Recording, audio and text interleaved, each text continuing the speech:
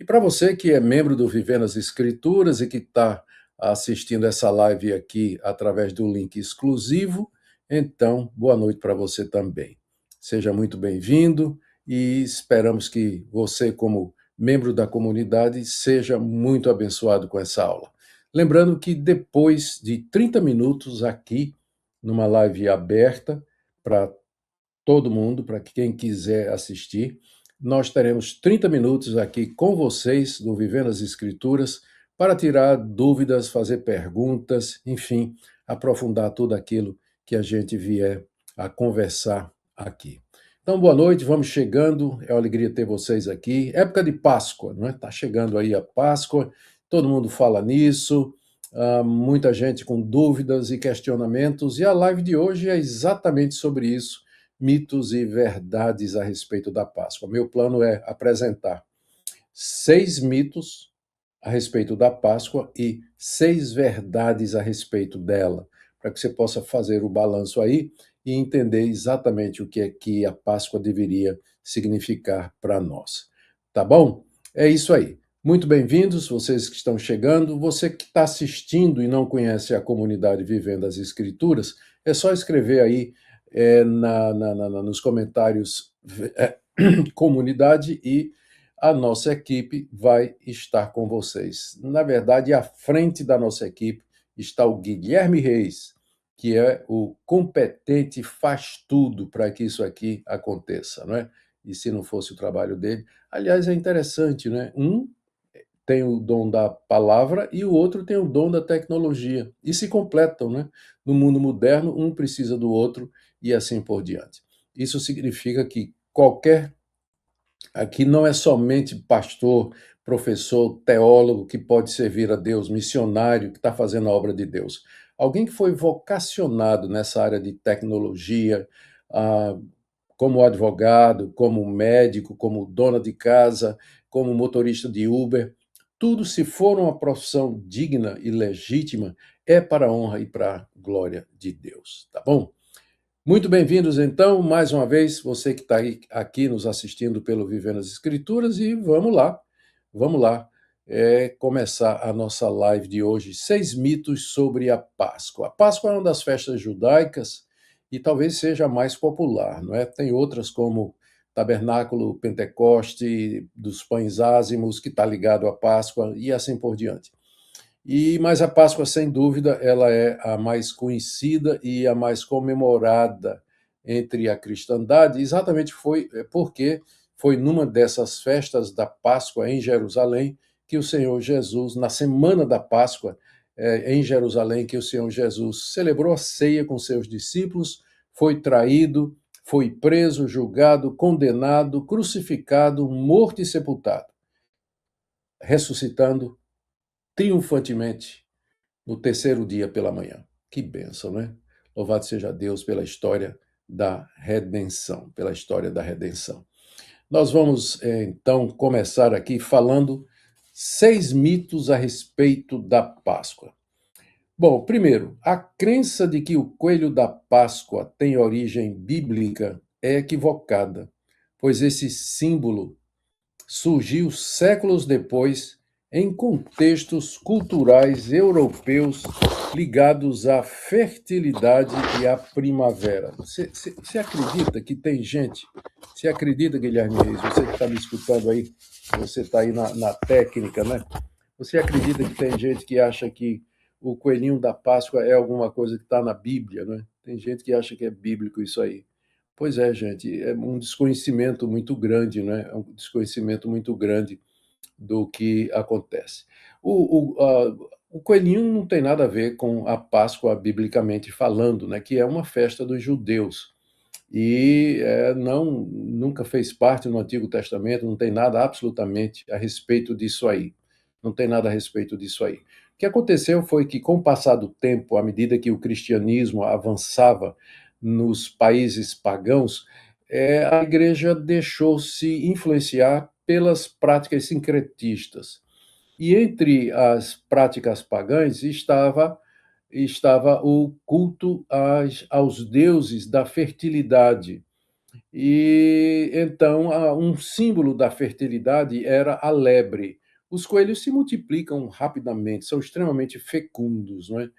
E então essa rapidez com que eles proliferam, a fecundidade da lebre, acabou fazendo com que ela se associasse com a festa da Páscoa, a festa da Páscoa. Tinha inclusive deuses, né, relacionados com esses cultos e também que eram celebrados, a maior parte das vezes, na própria primavera, né, que é período assim, melhor período do ano, né, flores e frutos, montanhas e mares, né, tudo, me lembrando aqui do hino, né? Então, acabou se fazendo a conexão do coelhinho com a festa da Páscoa. Então, é um acréscimo pagão, não tem nada a ver. Hoje em dia é simplesmente cultura, não tem nada de cristianismo, não tem nada de Bíblia nisso aí, tá? Então, esse é o primeiro mito, que o coelho da Páscoa tem fundamento na Escritura, na palavra de Deus. Agora, um outro mito também, né, e semelhante a esse, é que tem gente também que pensa que os ovos de Páscoa possuem um significado cristão e, na verdade, não encontra base nas escrituras, é somente um costume cultural posterior associado à ideia da vida nova. A ideia é mais ou menos essa, não é? Na Páscoa nós celebramos não somente a morte, mas também a ressurreição do nosso Senhor e Salvador Jesus Cristo.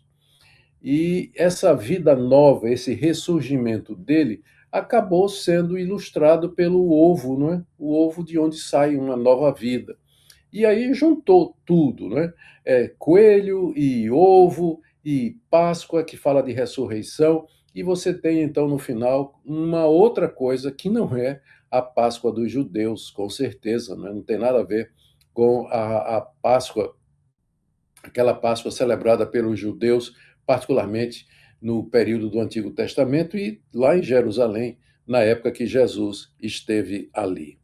Então, para vocês que estão chegando agora, né, muito bem-vindos, alunos da nossa, ou membros da nossa comunidade Vivendo as Escrituras, que estão chegando. A live de hoje é sobre mitos, 6 mitos sobre a Páscoa. Já falei do primeiro e do segundo, coelho e ovo, né? E 6 verdades a respeito da Páscoa. E vocês que são aqui da comunidade vão ter a oportunidade de tirar dúvidas logo ao final. E aqui recebendo vocês com muito carinho, né, com muita alegria de vê-los aqui. Muito bem. Então, o que acontece? Como é que coelho e ovo foi parar na Páscoa, que era celebrada pelos cristãos durante a Idade Média? É exatamente porque na Idade Média a igreja ela se enfraqueceu pela entrada nela de ideias pagãs oriundas das nações que estavam debaixo do Império Romano. Até o século IV, todo cidadão romano, a partir do século IV, todo cidadão romano era automaticamente cristão por decreto do imperador Constantino. Então, muita gente entrou na igreja sem conversão.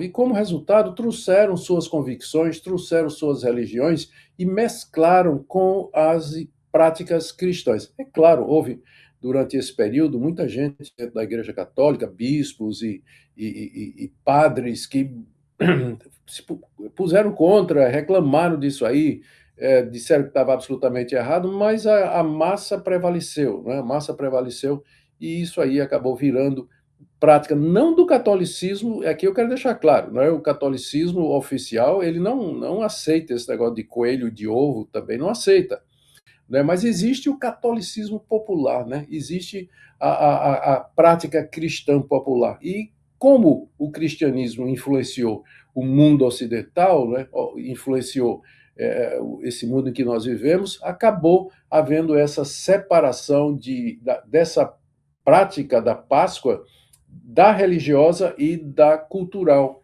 Então, hoje é basicamente uma festa cultural, né? Não tem qualquer sentido religioso, né? Absolutamente mais nenhum. É comercial, inclusive. Né? Comercial, inclusive.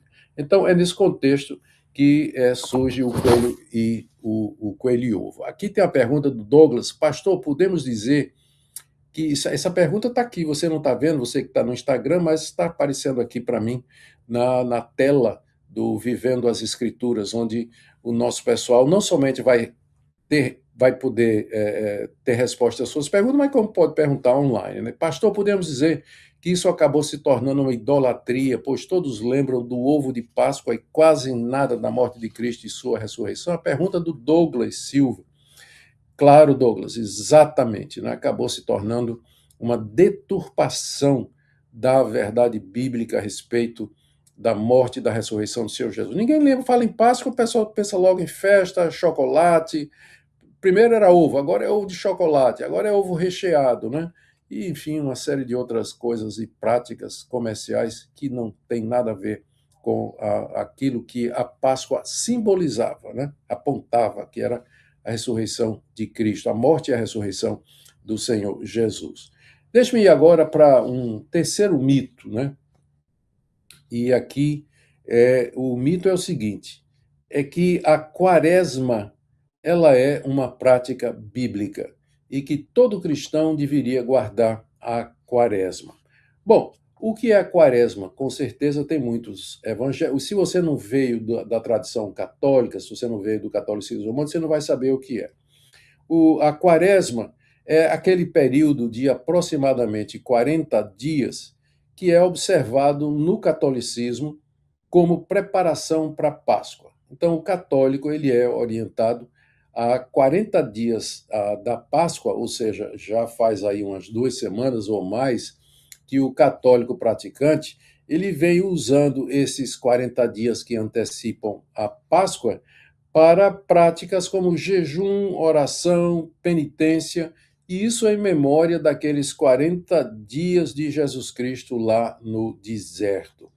Agora, então, é um mito que isso é alguma coisa bíblica. É um mito. É uma lenda. Isso aí está errado.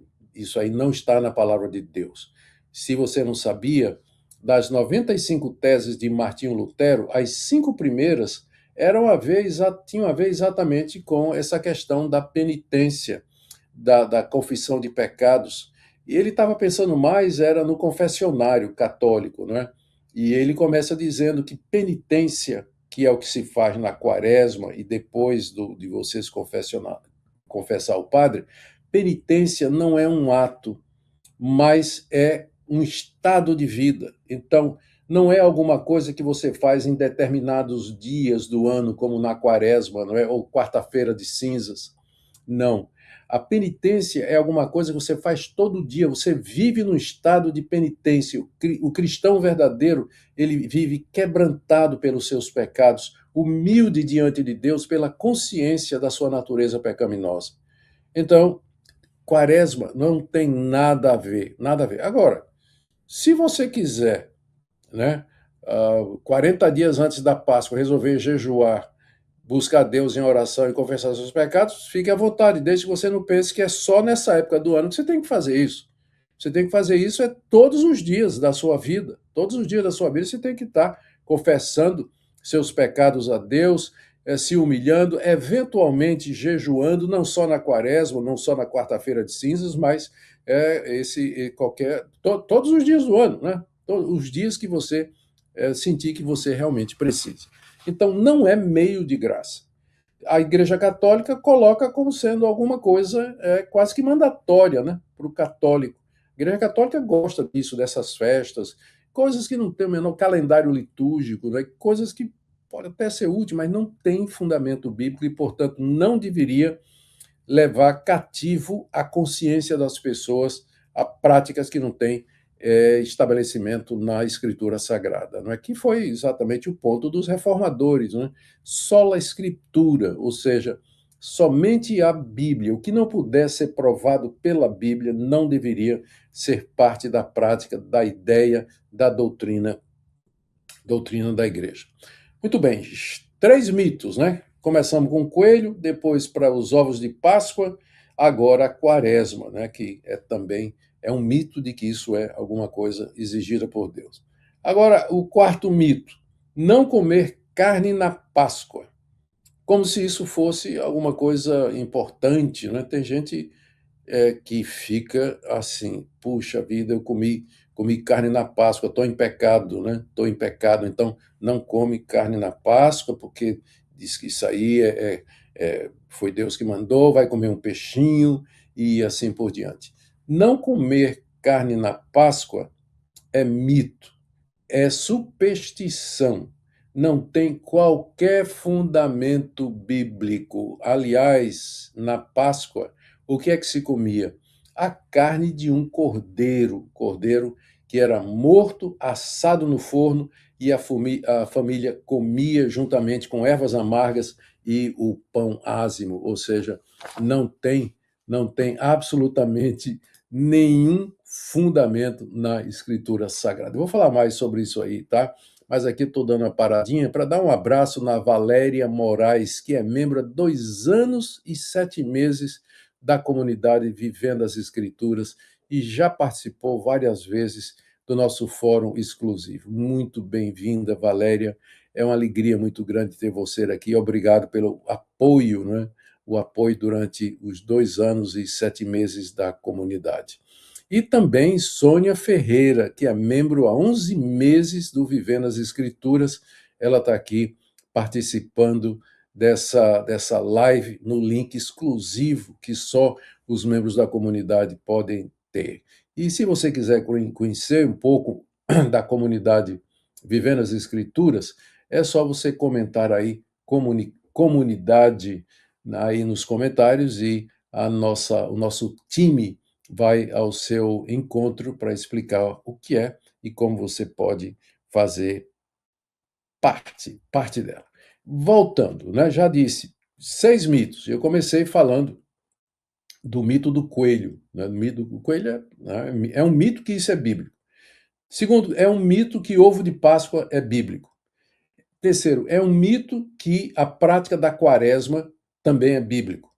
E também é mito a ideia de que na Páscoa não se pode comer carne porque é um mandamento bíblico. Isso não procede. Essa prática nunca foi ordenada por Cristo, nem pelos seus apóstolos. E é claro, né, quem quiser seguir só a Bíblia não vai deixar de comer carne na Páscoa, porque não tem nenhuma recomendação proibindo isso. Mas o católico, ele seguia pelo que diz a cúria católica, pelo que diz a liderança católica. E a liderança católica vem com essas ideias, não a partir da Bíblia, mas da tradição, da prática supersticiosa do catolicismo popular, que acaba virando, de alguma maneira, parte intrínseca da celebração da Páscoa por parte do católico, né? Muito embora não tenha fundamento bíblico. É isso que dá não ter a Bíblia como única regra de fé e prática. Então, esse é o quarto mito, né? É o quarto mito de que na Páscoa a gente não deve comer carne. E tem um quinto mito, né? Um mito, uma ideia errada, uma crença errada a respeito da Páscoa, é de que a Páscoa é um dia santo, né? Pensando particularmente aqui na sexta-feira, né? A Páscoa é um dia santo obrigatório para os cristãos. É um dia santo obrigatório. Tem gente que pensa que Páscoa é um dia santo, né? Isso aí é mito. Isso é mito porque contraria o ensino bíblico de que nós não devemos nos submeter mais a calendários litúrgicos e às festas de Israel, não é? As festas de Israel. A Páscoa era uma festa dos judeus. E havia não só a Páscoa, mas outras festas. E essas festas, elas apontavam para a pessoa do Senhor Jesus, apontavam para Cristo, a sua morte, a sua ressurreição e a redenção que ele conquistou para nós com seu sangue. Uma vez que o Senhor Jesus chegou, ele já veio, ele morreu e ressuscitou, não faz mais sentido para o cristão celebrar a Páscoa, né? Ou comer a Páscoa ou fazer uma festa de Páscoa assim com um cunho religioso, né, de que aquilo é da parte de Deus e que está na Bíblia. Eu vou falar um pouquinho mais sobre isso, mas isso aí que a Páscoa é um dia santo, né, que foi na sexta-feira da Páscoa que o nosso Salvador ele foi crucificado e morreu, foi sepultado. Nada disso tem fundamento bíblico. Nada disso tem fundamento bíblico, porque, na verdade, o único dia santo do cristão é o domingo, que é o dia da ressurreição de Cristo. É o único dia que a gente realmente separa para o Senhor nosso Deus. É o único dia sobre o qual Deus fez reivindicações, não é? É o meu, ele chama de os meus sábados, e eu estou falando aqui no pós-ressurreição, né? Portanto, o sábado é domingo. Então é o único dia da semana, é a única data durante o ano, é todo domingo, é dia do Senhor Jesus. Então, isso de que a Páscoa é dia santo é mito, é prática supersticiosa, é, eu ia dizer, é pragmatismo, né? Pragmatismo místico, mas não tem qualquer valor diante do nosso Deus. Aqui o pastor Júlio, ele tem uma pergunta. A Páscoa como ato de redenção, aliança e salvação pelo sangue, esse dia vos será por memorial. O cristão tem a obrigação de festejar ou só a Santa Ceia fazer isso em memória de mim? Só a Santa Ceia, pastor Júlio, querido amigo, sempre aqui presente, não é uma alegria tê-lo aqui participando conosco. É somente a Páscoa, porque é somente a ceia, né? Porque a Páscoa ela já se realizou, ela já se cumpriu. O cristão não celebra, mas existe um sentido em que ele usa a ocasião. Vou falar disso quando falar das verdades, né, das verdades a respeito da Páscoa. Mas não há celebração. O cristão não celebra. Ele não celebra a Páscoa como o judeu celebrava. Né? O judeu celebrava a Páscoa como sendo uma das festas de Israel, cheias de significado. O Cordeiro Pascual, lembra a história? Então, nós não fazemos isso. O que nós fazemos é celebrar a ceia por ordem de Cristo. O Senhor Jesus, na noite que foi traído, né, tomou o pão, deu aos discípulos, isto é o meu corpo, tomou o cálice, deu aos discípulos, isso é o meu sangue, derramado por muitos para a remissão do pecado, fazer isso em memória de mim. Então, o que a gente celebra é a ceia do Senhor e não a Páscoa. Mas não vá-se embora ainda, né? Não saia da você que está aí do Insta, né? Não vá embora ainda depois de me ouvir dizer isso, porque eu vou explicar o que é que eu quero dizer com isso, tá? E o que é que a Páscoa representa hoje para o cristão, ou o que deveria representar. Então, vamos lá, fazendo a recapitulação aqui, 6 mitos sobre a Páscoa: coelho, ovo, quaresma, não comer carne, Páscoa é dia santo e, por último, é um mito que Jesus instituiu uma celebração anual da Páscoa. Ele não mandou repetir a Páscoa, mas instituiu a ceia do Senhor. Esse mito está mais ligado ao que eu já falei anteriormente, né? De que a Páscoa seria um dia santo obrigatório. Jesus não estabeleceu uma celebração anual da Páscoa. Né? O fato dele, numa Páscoa, cear com seus discípulos, não quer dizer que ele está dizendo vocês vão uma vez por ano matar o cordeiro e comer com ervas amargas, pão ázimo, um pouco de vinho e mais algumas outras coisas, né, coisitas aí que acompanham. O Senhor Jesus nunca mandou fazer isso, né? Nunca mandou fazer isso. E agora, então, é que nós vamos entrar na segunda parte, né, dessa live, que são 6 verdades a respeito da Páscoa. A água é bom demais, viu? Não tem nada melhor para a garganta do que essa água geladinha, geladinha, coisa boa, graças a Deus. Vamos lá, gente. Você que está assistindo aqui pelo Instagram, só dizer para você o que é a comunidade Vivendo as Escrituras. Não é uma alternativa para a igreja, mas é um suporte para a igreja. São cursos bíblicos online que tem como objetivo dar a você ferramenta para que você se engaje na sua igreja e sirva a sua igreja de todo o coração, para que você cresça numa comunidade onde você pode fazer perguntas, estudar no seu ritmo e assim por diante, tá bom? Então vamos lá, se você tem interesse em conhecer, coloque aí nos comentários comunidade e vamos lá.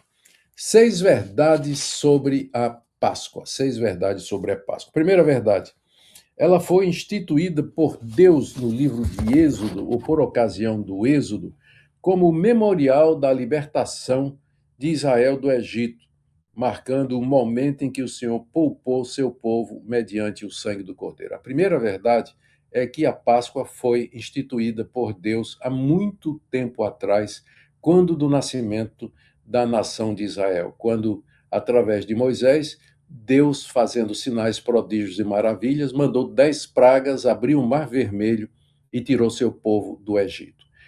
A última praga era sobre os primogênitos.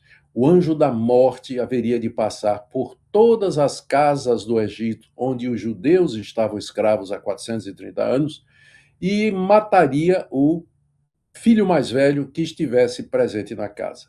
Para que o anjo da morte não entrasse na casa dos judeus, Deus mandou que Moisés orientasse o povo a que naquela noite matasse o cordeiro da Páscoa. A palavra Páscoa significa passagem. Vou explicar por quê. Matasse o cordeiro da Páscoa, pegasse o sangue, colocasse nos umbrais da porta, entrasse com sua família na casa, fechasse a porta, assasse o cordeiro e, junto com ervas amargas e pão ázimo, comesse, preparado para sair, porque naquela noite o anjo ia passar por todas as casas. E onde ele encontrasse o sangue, ele passaria daquela casa. Daí o nome da festa ser Páscoa, porque ela é uma recordação dessa passagem do anjo, sem entrar na casa dos israelitas para matar o primogênito, não é? Então Deus, depois que o anjo passou, matou os primogênitos dos egípcios, poupou os primogênitos dos israelitas, porque eles tinham a marca do sangue.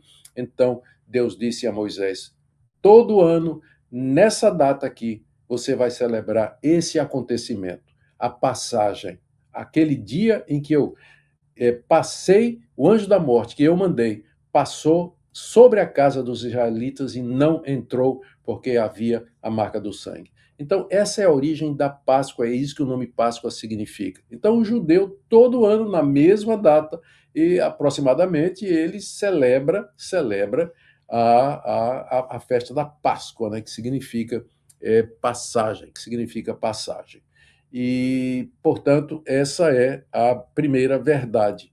A Páscoa não é alguma coisa cultural, não é, mas ela foi instituída por Deus no Antigo Testamento.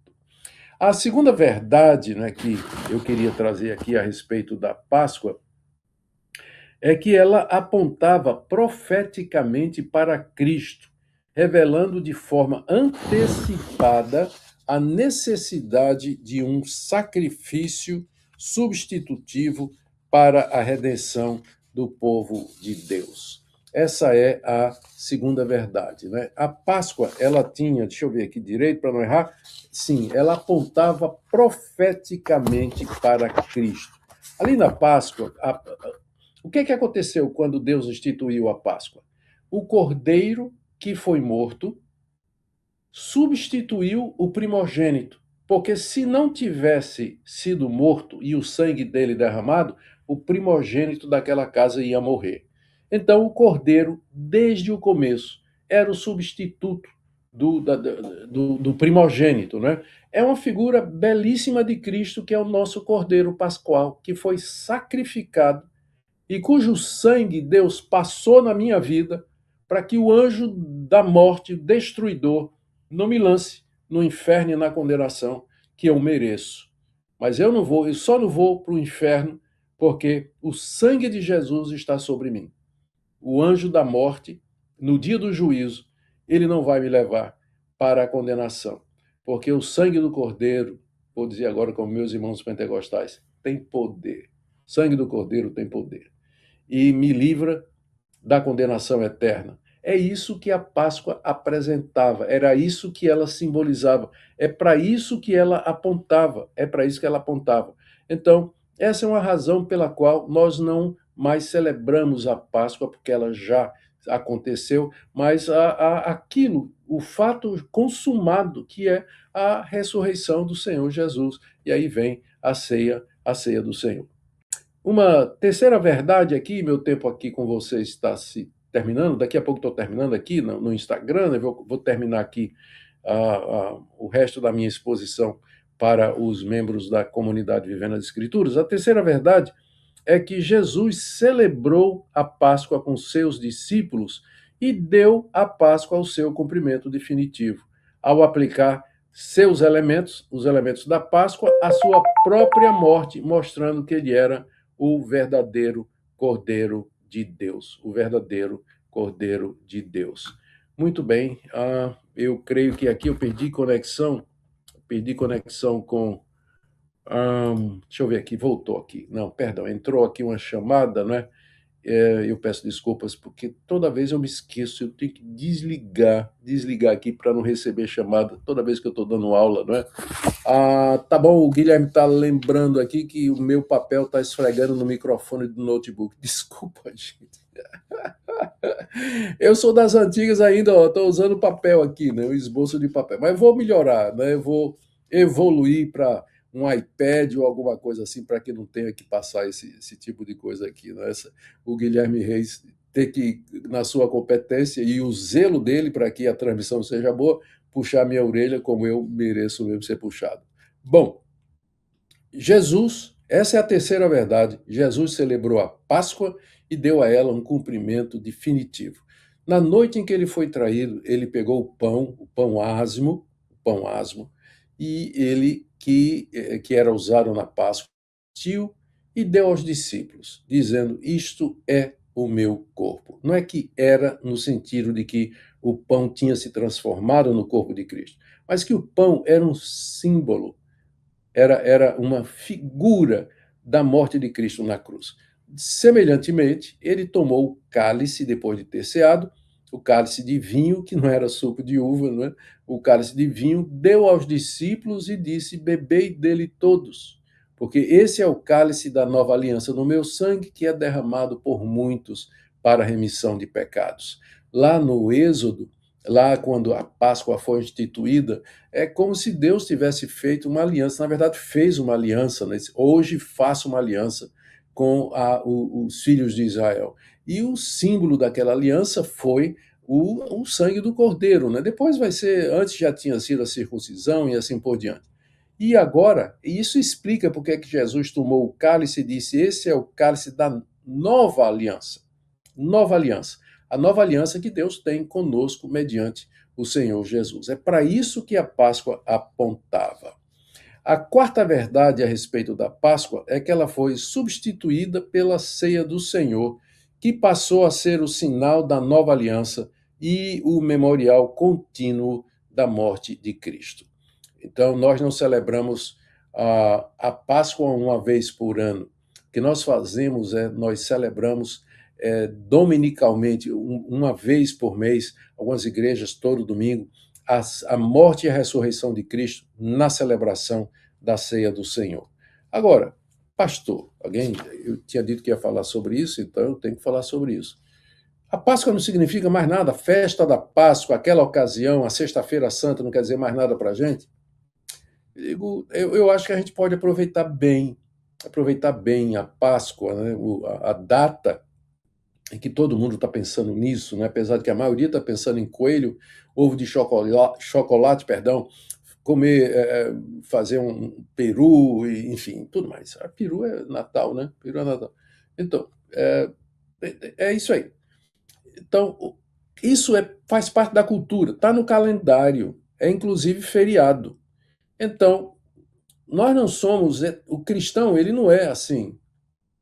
Ele está no mundo, mas não é no mundo, não é do mundo. Mas isso não quer dizer que ele não seja um cidadão brasileiro, não seja um cidadão americano e que ele participe das coisas da cultura.